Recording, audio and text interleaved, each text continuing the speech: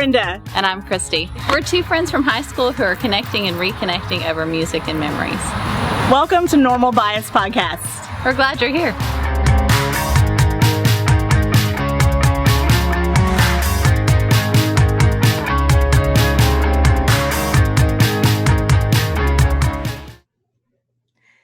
Hey, y'all. Hey, Normal Biasers. Welcome back to Normal Bias Podcast. Aren't you glad it's Wednesday? Aren't you glad it's Wednesday, Christy?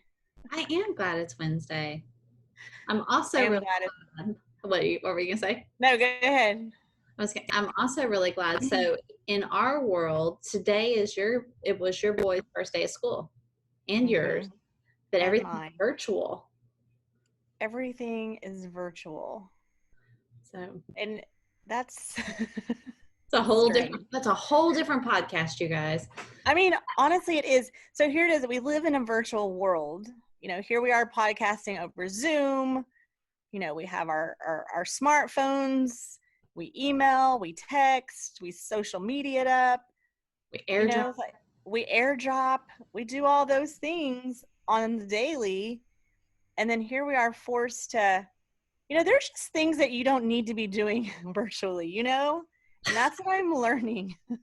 That's a whole different podcast too, Brenda. This is a family show. Yes. So, but you know, it's difficult. And you would think that, I mean, we're just jumping right in here, y'all. You would think that because since March, we basically have been, you know, working our way, wading the waters and trying to figure out this whole virtual, you know, online learning. So we've had some practice, but it's still just not, this is not the way it was meant to be. I know like some kids do college courses online, which I think maybe that's a little different, but you get human contact. You know, it's just stuff. This is a whole new thing. It's a whole new world.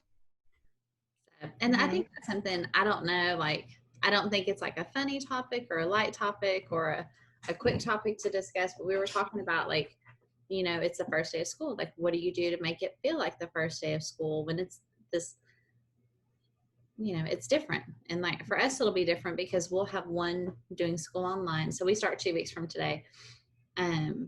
One of ours will be online and one of ours will actually go to school, physically go to school. And so this will be the first for that. Everybody, I would think, is affected in some way by what's going on in the world.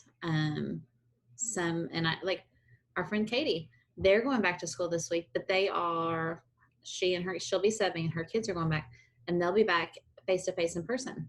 So, and I'm sure that comes with, you know, masks and distancing and all the things, but so yeah, so and I think that maybe like, I'm a silver linings girl. You know that. I'm always like, well, let's find a way to be happy about it. Let's play, you know, like Pollyanna, play the God game.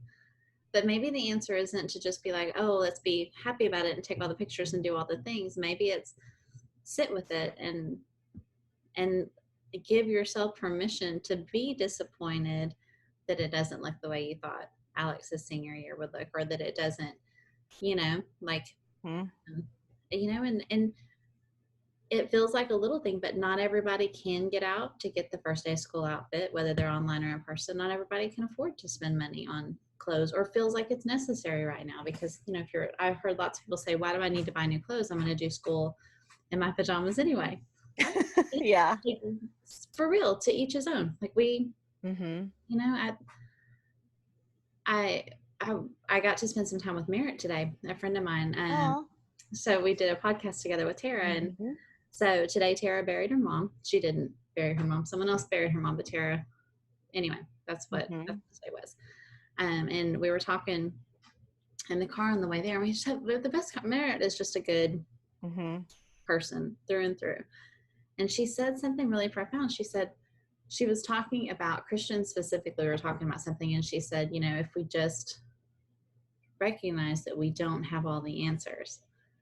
And I was like, that would be the key to all of it, right? Like not just with faith discussions, not just with lifestyle discussions or relationships, but like if really if we all went at life like, hey, I don't have all the answers, you don't have all the answers, I'm not right, you're not right, instead of fighting for people to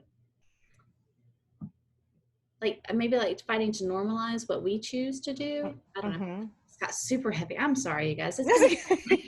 It's been a heavy day, but so okay, so we'll segue. How about we'll segue now? So when Brenda and I were talking about like we wanted to do a quick Wednesday morning, aren't you glad? Because it is important, I think, to be grateful, even on Mm-hmm. days, even on the days when things don't look maybe exactly like you think they should. And one of the things we've been talking about is we are grateful that we don't have to go through life alone, that we don't have to just depend on ourselves. 100% amen. Yeah. Like, Really. like we could just walk away right now. Like that's it. Like I'm just glad. I'm glad I don't have to do this alone. I'm glad I Mm-hmm. have people. I'm glad I have my people in my house. I'm glad I have my extended family people. I'm glad I have old friends and new friends and Yes. I mean, just that all the people. all of the people, it takes a village. It truly does. I know that's just a cliche thing. Mhm. And there's like an African proverb that says if you want to go far, it's about, You want to basically you want to go fast, go go alone. alone. If Go you want to far. go far, go together. Yes, thank you. That. And it's just so true. You know, last night I was at a Zoom meeting, of course, for football, and Matt has to be at football practice at 5:40 in the morning during the week, every week, even if, our school is doing like an AB thing schedule. And of course, then I have to be at work at 7:30. So, and in my head, I'm like, okay, I can make that happen. I can get you there. And then as I'm trying to figure that out in my head, I get a phone call from one of his friends who we've known, Mason and his mom since they were in elementary, back in the beginnings, kinder first. And she's like, my husband and I are working from home, and I know you have to be at work. And so the boys were texting. So do you want us to pick up Matt for football practice? And I'm like, really? Yes, I do. And my mom, I know she's close by, she would totally do it. But if they're already going there, and she's like, absolutely. I was like, oh, thank you, God, thank you, See? thank you, friends, that I don't have to do this alone. So yeah, where would we be? And even at work, my team is awesome. We've all become really close. Like we're truly get on each other's very last nerve. We are all so different. Two of us are a lot alike, but we're different, but we recognize that and we call each other out and hold each other accountable. But we really work well as a team. We like recognize when, okay, she's not having a good day, we're gonna help her out more or whatever. And so that whole thing has been great, going back and not feeling that I'm having to deal with this by myself. And so we're trying our best. That's what I was gonna say a while ago, is like, um just do your best, and that's enough. That's all you have to do, is your best, try your best. And if it didn't go the way you wanted it to, as long as you did that, I mean, that's all you can do, right? Well, so I have What? so I have a family member who is currently Mm-hmm. not speaking to me. Oh God, I don't like that part. No, it's a hard part, but that's one of the things this person says and has been saying for the past 3 years with a hard situation where we up until this point, up until we quit walking, until this person quit letting us walk with them, walking through some hard things. And Mm-hmm. that when you know someone, when you really know someone's heart and live in fellowship with them, like when I'm not giving my best, when I quit showing up, and you'll text and be like, hey, are you okay? Mm-hmm. So my thing for that is do your best, but like really do your best. Don't just say, I'm doing, like, if that's like a No, kid, yeah. I'm doing the best I can. Really do the best you can. Give it your all. Give it your all. Like, for real. Like, don't just say you're doing your best and then do a crappy job because you can get away with it. Mm-hmm. And No, so, I. like, I used to always think that was such a positive thing when people say, well, just do the best you can. And as a, as a special ed teacher, as a teacher of teachers, as a teacher of, trainer, like all the things, like, yeah, like do the best you can, like do your best. But then like now in the past couple of years, that phrase has kind of been like, Oh, I could tell as soon as I said it, you're like, ugh. oh my god, it was just like nails on a chalkboard over here, because I was like, yeah, do your best, but like really do your best. Don't just Yeah, don't yes. and I cannot stand excuses. And I think it's because I'm wired, like I make excuses for myself, right? I can give you a million reasons Mm-hmm. why maybe I can't get my work done tonight.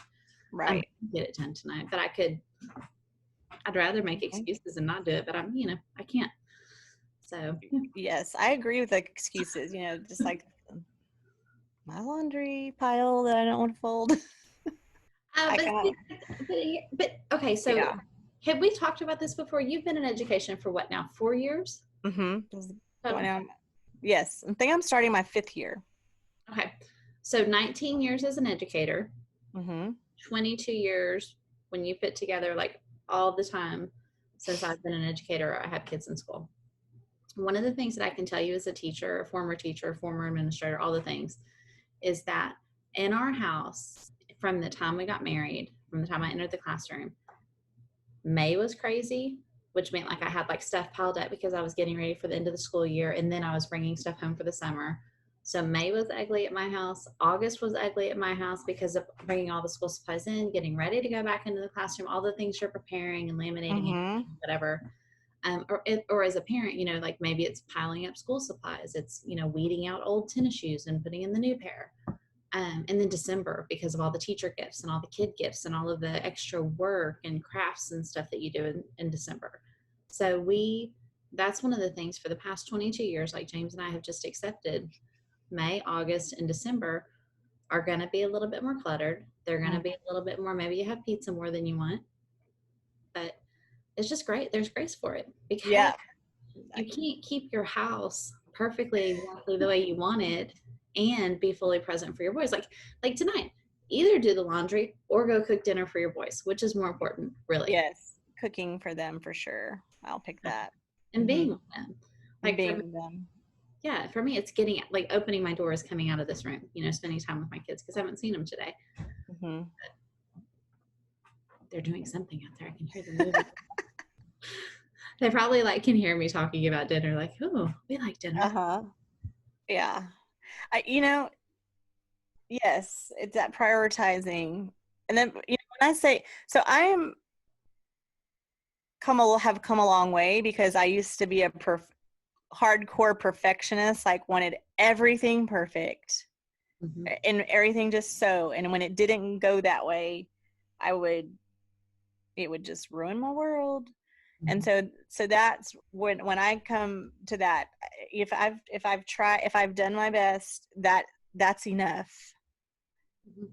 But yes, for me, for sure, I give it everything I have, all the energy. And if it's still just not perfect, if there's still a bubble in that, we had that sticker I stuck on the floor, those 6 feet apart stickers. I'm like, you know what? Oh well. That's what needles are for. Mm-hmm. Back in the old days, like one of the jobs I've had was the daycares. We would decorate the walls, and then you'd put clear contact paper over it so the kids didn't peel it off. Oh, So imagine. Oh, hey, Alex. Yes. Do you need to come in here? Hey. So, but it was the same thing. Like you do your decoration or whatever it was, and then you put you put clear contact paper over the whole wall so kids couldn't peel it up, and like it never failed. You get like one spot with a bubble, and so that's when you go get the knife or the needle and put dab it in it and rub it. So cool. So yeah, I mean, like seriously, like I think about the things that we did, like back in the old days. Like we were talking the other day, and I was like, we didn't have a computer. I did have a computer when I started teaching, but it wasn't like, it was literally only for email. We didn't even check attendance on the computer when I first started teaching. Oh my gosh, those sheets were used at the market Uh-huh. on Yeah. the roster. Yeah. Like, I mean, Seriously, the good old days were good. we had to handwrite notes home to parents and then copy them. Mm-hmm. Yeah. I mean, like all the things. I'm like, Even at the front desk, so you want their voicemail click, having to write the actual message and take their number and all that stuff. I mean, I do that sometimes, but not a do lot. I'm like, I have to waste a sticky note now. Oh my gosh. But yes, so I went back all last week. So, and then I went yesterday, and then today was like the official first day of school. And back to the people in your life to help you out. Those, the people at your work, they don't miss a beat. They'll go back to my coach who comes in and messes all that stuff up. And just is like, he is just like, come on now, don't, you got this. Don't, no. We're not going to feel sorry for ourselves. Come on. We got, he's a cheerleader. But it's just You nice just to, sound really happy to have that cheerleader in your life. I mean, I know you think he's awesome, but like, come on. Fine. mm-hmm, yeah. But this is the other thing, and social distancing. Like we're all back, full on staff, teachers, everyone is back in the building. But there's in the 5-6 days that I've been back, I just saw one today for the first time because we have to remain socially distant. And that's the strange part. That's in the masks. It's the masks have become part of our daily lives. Like the boys don't forget to take one when they leave. Like we have one all the time. I have backup at my desk now. So but it's just it's bizarro world. You know what we were talking about today? We were talking about 9/11, how it changed us. And we lived in the Heights at the time. We were married for a couple of years, no kids yet.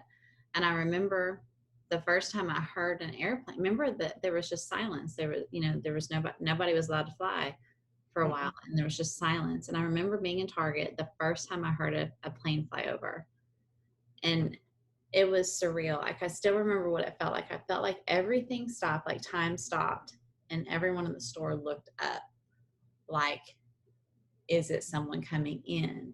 Mm-hmm. It wasn't. It was, it was just an airplane, but I'll never forget that. And we were talking today, and it's like, what if that moment for our kids is going to be, I don't know if there will be a time after this with no masks, but what if that time for our kids will be going to Target with no mask on for the first time, or going to a restaurant and not wearing a mask?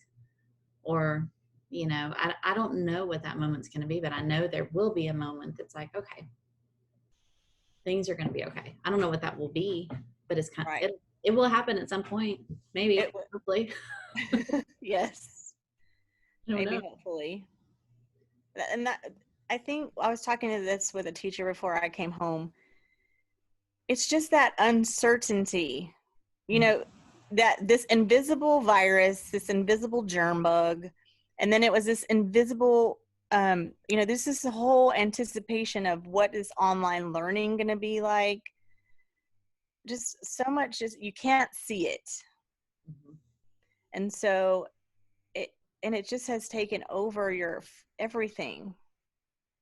And it it just has this power.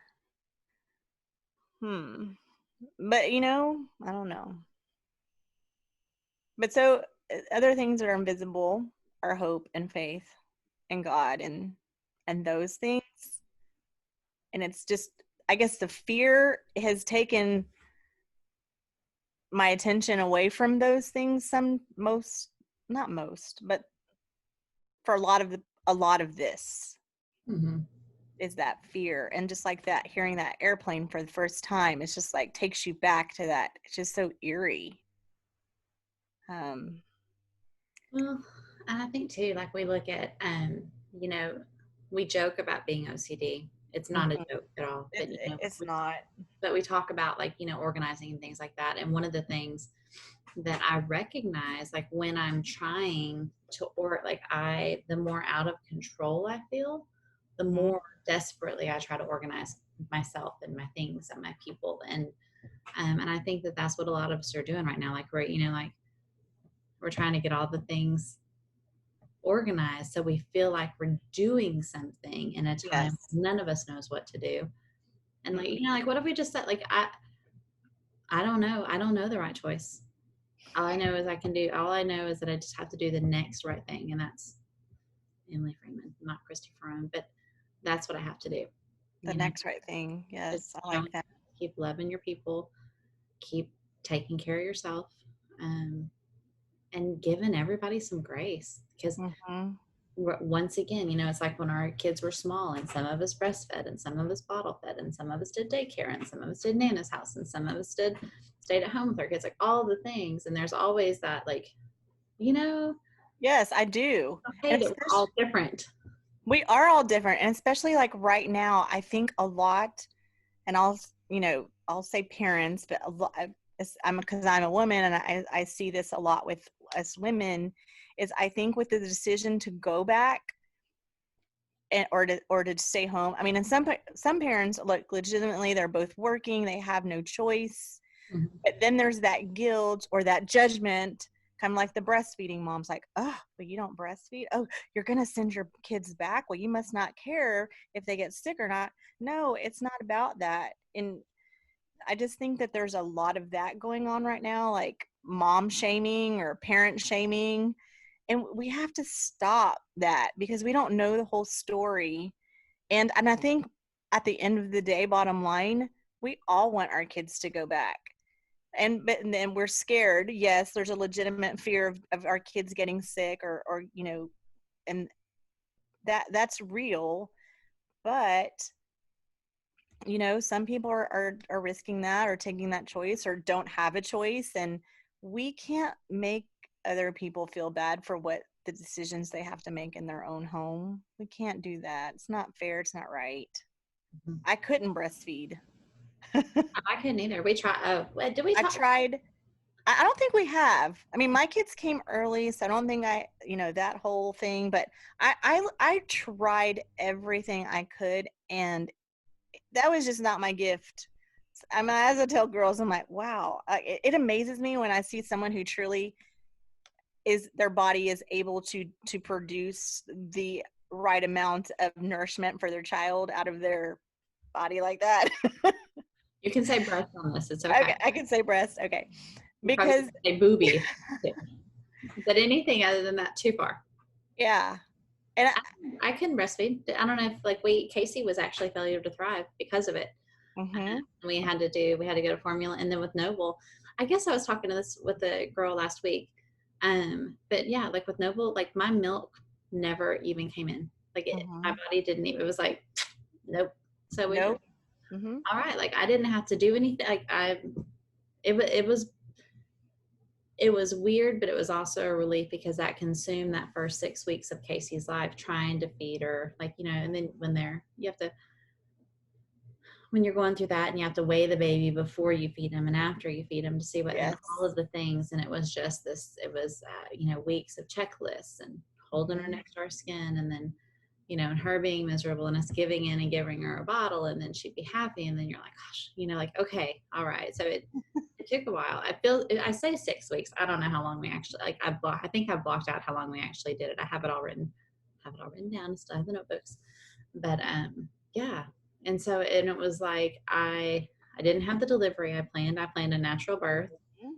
She was breech. She was in a perfect pike position, so Oh booty wow. first, so that no way that's coming out.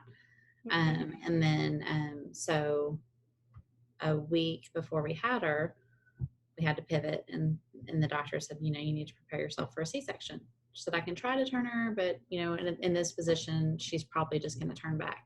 And Mm-hmm. what's funny is I remember it was a Sunday afternoon and we were napping. And I remember I was laying in bed with James and we were napping after church and I felt her turn. And that's the day that she turned into the breech position. And I thought, well, that's weird. I wonder if that's what it feels like when a baby like turns and gets ready to go.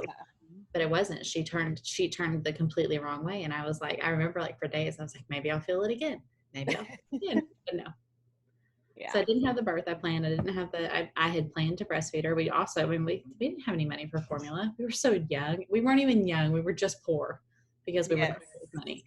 And then with Noble, and then with both of them, you know, like if they can't eat regular formula, then your price almost doubles or more than doubles. And then all the things, but we did it. All of that, and we did it. And they're And fine. and they're totally fine. And I liked, because Alex was premature also, and I had to do the whole weighing things. In the long run, it was good because then I could see how much he was eating and not eating. So it did work out. But you know, that to that person who's like, oh, I can't believe you're not breastfeeding. If they didn't know all of that, but they say that, you know, You feel it. You like your response is to feel ashamed and like what, and like you want to apologize and explain all the things, and it's like it what doesn't matter. Like what? It doesn't matter. You it just doesn't. And so, you know, back, if someone's sending their kids back to school, pray for those people and those kids, and just hope for the best. That's what you do. And you know, the teachers who are back, who have their own kids, that's been really tough. And you know, be kind to everyone, y'all, right now, because the teacher who has to be there at work while her, I know, um there might be a time where they're having to be alone. Thankfully, some, you know, grandparents, or there's some stay home husbands that are there. And I know a lot of friends are helping each other out. You need those people, and be those people. And think, yeah, just grace. People just need a lot of that, because people are having to do really hard things right now that they normally wouldn't have to. so the teach. Okay, I feel so out of it, but the teachers, even if I like, if I'm at your school and I have a fourth grader, my child can't be there with me. That, no, not at our district. So think about that. Like think that's part of the reason a lot of people go into the classroom is so they have the same schedule and everything as their kids. As our kids. I feel so selfish that I've literally never thought of that until just now, because you know before like kids could come up during staff development unless it was Yes. certain days, but then you know you only had a couple of days a year that your kid couldn't be with you. Right. And you know, these two words that make me cringe is due to COVID. You know, due to COVID, you can't. And so, yeah, so then those parents, those teacher parents that on a normal day would not want to send their kids back, are, you know, some of them on the 24th will probably, you know, have to have send their kids back, if Just so they're not home alone. just so they're not home alone. People are You know, making really hard choices right now. This is not a light, quick episode, Brenda. I mean, it's like there's a pandemic on or something. I mean, really, like, yeah, it's pandemic. Oh, it really tries to steal that silver lining, but you just, I'm squinting, I'm getting the readers, I'm like, there is something here. Every day there's something, even if it's teeny tiny. So I think, you know what? I do. I think you were the silver lining today for somebody. Brenda, you like Brenda, sweet Brenda, you know what it's like to have kids. So she saw James Frone just finished his work for the day. That Oh, makes us. yay. Fred Flintstone, pulling the. That's exactly. He walks out of the studio and then stops right there at the window. But you did a parent like you guys are passing out Chromebooks, and there was a parent Mhm. hadn't picked hers up yet, has several students and two little babies. And so instead of you're like, hey, why didn't you come get your Chromebooks? Brenda said, I can drop this off for you. Uh-huh. I So did. you got to be a blessing today. Aw. Well, it's so hot outside, and I could just picture her loading up the kids, even if it's just down the road. I'm like, no, I totally passed by you. I'm going to drop those off. She has a new sixth grader, so I was like, I can see him real quick, say hi with middle school. So I did. So like you showed up for her today when she like it would have been easier not to, but you did. And I think like You know, who knows? Maybe she's going to be number 3, the third person who listens to this podcast. Maybe that would be great. Yay, 3 people. So glad you're here. Oh, so glad you're here. Welcome to Normal Vibes Podcast. I think it's really just like Brenda and Christy therapy. They're just fine. You know, I mean, there's place for that too, man. Honestly, yes. Because like it always makes me like already. I don't know if you can tell in my face. I just already feel better. Like when I came home, I was like, I'm just gonna sit right here. We talked for a while before we got going, y'all, because you just came home from today, so it was the boys' first day of school and trying to get things settled and be there for them. And like I said, we traveled today for a funeral, so I'm like, and you too. You were there for your friend who needed. You traveled there to be there to hold her up, because on top of doing hard things, people are going through hard things. Like life is going on. Like her mom passed away, unexpectedly, and just things like that just still floor me. That on top of hard things, harder things on top. Every day it's hard. And so we have to show up big, even when we're going through hard things too. And maybe that's why we're doing this today. Maybe that was the point of it. Maybe we needed to be reminded. Maybe we did. But maybe that means tomorrow you put on another. Do you get to wear a fun hat again tomorrow? I'm probably going to. I think because we don't have students, I think, it's a little more lax, but especially today, I was like, I'm putting the hair up, putting the hat on, wearing comfy clothes, just ready for whatever came. But it really was better than I thought it would be. And I think the teachers too. It's just first days of school are always nerve-wracking. But here we are. We got through it. Woohoo! The first one is done. It's like Buddy on Elf, Buddy the Elf. You did it! First day of school. Yes. We did it. We did it. Whew. Yes. Yeah. So, what's your orange you glad today? So my orange you glad is actually, you know what? I am so glad that the parents have all been very patient. They really have. And the ones who all just showed up at our door to come pick up stuff or had to come up there, they had no problem they all wore masks, not one person, and then I would talk to them through the door, through a speaker, and they were okay with that. So I am glad for patience from our parents and for following the rules and being safe on their side so we can be safe on our side. So I'm glad for that. I every single one that has come to our door has had a mask and been okay with whatever has to be done is being done, and they're okay. And that's a lot. And I'm really glad for it. Yeah, that makes my job easy. Well, we pray that tomorrow's even better. Yes, please. Thank you. What about you? What are you glad about? I'm grateful for a lot of things, Jen. I was telling you, so the funeral I went to today was a good friend of mine. Her mom passed away. And, so when you're adults and you meet each other and your parents don't live there, like I know her in isolation from her parents. I spent time with her parents. I've spent time with her and her mom.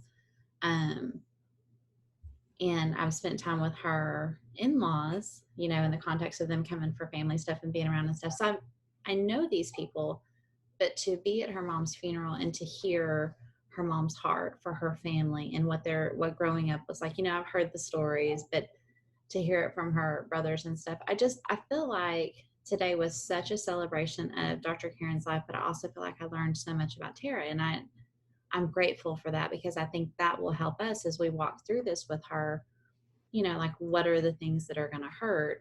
Maybe now we know, more of some of their childhood memories and things that she might bump up against. with her mom's favorite holiday and favorite color and things like little things. But there are things that, like, it's good to know these things about your people. But, and that, like, your word, you know what I'm going to give to also, your photo a day thing. Your words this month all have to do with your dad. I never knew that Victor's favorite color was brown. And I think it's such a random thing. And I'm sorry, Victor, but your favorite color is my least favorite color. But I'm glad to know these things about your dad, because now I won't be all like, oh, I hate my house. Because you'll be like, oh, your dad would think my house is pretty, probably. He legitimately loved brown. And I would ask him sometimes randomly, brown? Really? You like brown? Brown's your favorite? Maybe still your favorite? Maybe that's what no, I don't know, because the man could pick produce like no other. He couldn't have been colorblind. Girl, no. He could. I don't think he was. He liked brown, khaki, any shade of brown. That was my dad too. Like we always joke, my dad would wear 2 shades of the same color, or 1 shade, khaki pants, khaki shirt, gray pants, gray shirt. I really thought it was because he was just old and crazy, but I think it was just because he was crazy. Yep, loved brown. Brown heart, brown. Yes, he hearts brown. Isn't that funny? Oh my gosh, that could be your Halloween costume one year when you and Matt are done with your series of fun costumes. Like, you could just dress all in brown. All brown. And I used to tease him because I was like, well, we are brown. We're Mexican. We're brown. I was born in Brownsville, Brown Town. They don't say Brown Town anymore, Bren. Okay. I'm just saying. I'm sorry. I won't say it. Oh, goodness. Okay. Well, to keep you on schedule, you need to go cook dinner for your men. I am going to go cook dinner for those men. And thank you for this. I feel better. Tomorrow's day 2. I already feel like I got this. Got this. Here's your grown-up gold star. Boop. Oh, thank you. I stood at the camera. Boop. Oh, yay. Okay. Well, you guys have a great Wednesday. Wednesday is hump day, middle of the week. Wherever you are, have a good one. Be glad. Hey, and you know what? We have a really awesome guest on Friday. Oh my gosh. I think like if we had like a hashtag one to watch, like Libra last week, she's definitely a rising star, but Lori that we're going to introduce y'all to on Friday, like y'all are all going to wish that you could come to Brenham and stay at her house like Brenda's going to do soon.